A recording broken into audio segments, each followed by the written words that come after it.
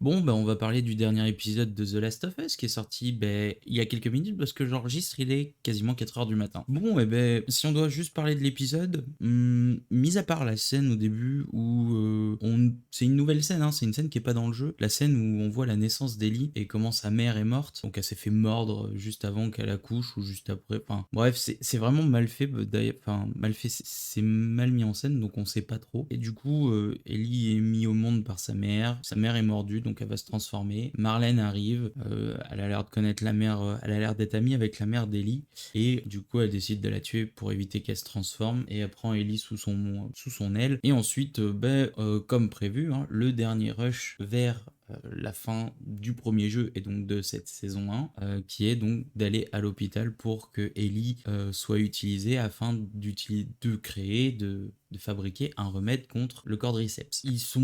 Et quand ils arrivent auprès de l'hôpital, donc bien sûr avant la scène de l'hôpital, on a la scène de la girafe que tout le monde crie comme quoi elle est super belle. Franchement, je trouve que bon, c'est une scène bateau. Voilà, c'est juste pour montrer que Ellie ne connaît pas forcément tous les animaux, puisque vu qu'elle ne connaissait pas l'ancien monde, tout ce qui est zoo, tout ce qui est animaux de la savane et tout ça, elle peut pas les connaître. Donc encore une fois, c'est juste pour montrer que Ellie est émerveillée par certains vestiges de l'ancien monde. Et donc après, quand ils sont proches de l'hôpital, agressés par des lucioles. Clairement, au lieu de leur dire levez les mains, qu'est-ce que vous faites là, les mecs leur balancent une flèche à la gueule. Parce que c'est un petit peu too much quand même.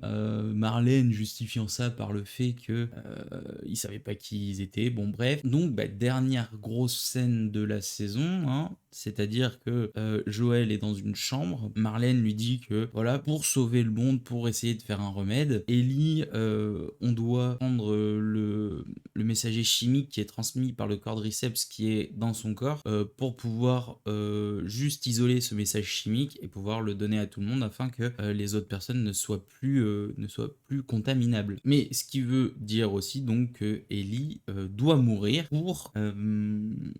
pour pouvoir sauver le monde. Sauf que Joël l'entend pas de cette oreille-là. Joël, on le voit bien depuis plusieurs épisodes, et même au début de l'épisode où il commence à sentir Ellie. Ah, t'es un peu distante aujourd'hui, tout ça. Ellie, pour lui, c'est un peu... Enfin, c'est même pas un peu. C'est Ellie, pour lui, c'est sa seconde fille. Voilà. Il veut la protéger, il veut grandir avec, voilà, il veut être auprès d'elle. Pour lui, c'est sa deuxième fille. Il n'entend pas le fait de devoir la tuer pour sauver potentiellement l'humanité, parce qu'en plus, on n'est même pas sûr que ça fonctionne. Et donc là, j'ai trouvé la scène de l'hôpital plutôt sympa. Au lieu de nous mettre un gros gunfight où on a tous les bruits et tout ça, on sent que par la mise en scène qu'ils ont effectuée sur l'action autour de l'hôpital, on sent que Joël avance et progresse vers Ellie en tuant toutes les lucioles, et il avance vers eux comme la mort, comme s'il était la mort, et il venait leur infliger leur sanction de ce qu'ils ont voulu faire à Ellie. Là, on est dans la pure violence, dans la pure méchanceté, et cette violence, cette méchanceté,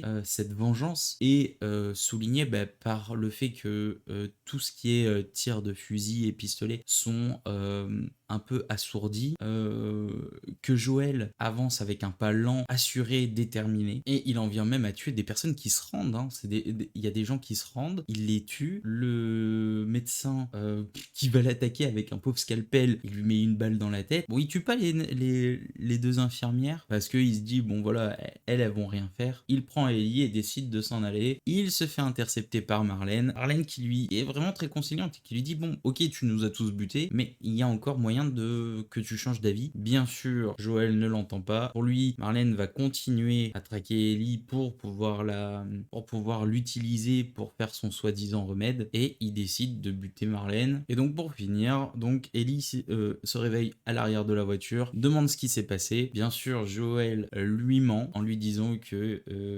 des personnes comme elle, il y en a des dizaines qui n'ont pas réussi à faire de remèdes et qu'ils arrêtent les recherches, et qu'en plus des personnes sont mortes parce qu'il y a eu une attaque de pillards. Et malgré qu'elle soit un peu dans les vapes, on sent bien Ellie sent bien que Joël lui cache quelque chose. C'est accentué par la scène de fin où il se retrouve donc aux abords de la ville où est Tommy, où il rentre continuer leur vie, où elle lui demande de lui promettre que ce qu'il a dit sur ce qui s'est passé avec les Lucioles à l'hôpital est vrai. Et donc la série se termine là-dessus. Maintenant, si je devais faire un... Alors, vite fait, sur l'épisode, il était plutôt bon, sans surprise au final, par cette mise en scène qui met bien en avant Joël et son envie de sauver Ellie, avec ce pas assuré, ces bruits de flingue qui sont un peu assourdis. Mais après, si on doit faire un récap de la série, eh ben, qu'est-ce que j'en ai pensé de cette série? Pour moi, cette série, on va dire qu'elle a un avantage et un inconvénient. L'inconvénient, c'est qu'au final, on n'est pas sûr. Voilà. Et si vous êtes un joueur, de The Last of Us 1, il n'y a rien du tout qui vous a surpris. Il n'y a pas eu de très grosses prises de risques, que ça soit en termes de scénario, que ça soit en termes de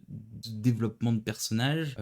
Tout a été respecté à la lettre de ce qu'il y a dans le jeu. Maintenant, l'avantage qu'a cette série-là, c'est qu'au moins c'est une réelle adaptation en série. On a un jeu vidéo qui est adapté en série, on reprend 95% du bloc du jeu, on le transforme en série, on adapte ça en série, que ce soit sur les prises de vue, le scénario, la manière de raconter, pour éviter que ça fasse vraiment trop jeu vidéo et que ça soit mal fait, mais on ne va pas rajouter énormément de choses. Alors je sais que l'avantage et l'inconvénient sont un peu liés, mais j'ai envie de dire que de faire des adaptations comme ça, c'est cool, mais j'ai l'impression que c'est beaucoup trop simple au final. Bref, en tout cas, si vous avez aimé l'épisode, dites-le moi dans les commentaires ce que vous en avez pensé. Et si vous avez apprécié ma petite vidéo récap là juste après la sortie de l'épisode, n'hésitez pas à liker et à vous abonner. Sur ce, je vous dis à la prochaine. Tchuss.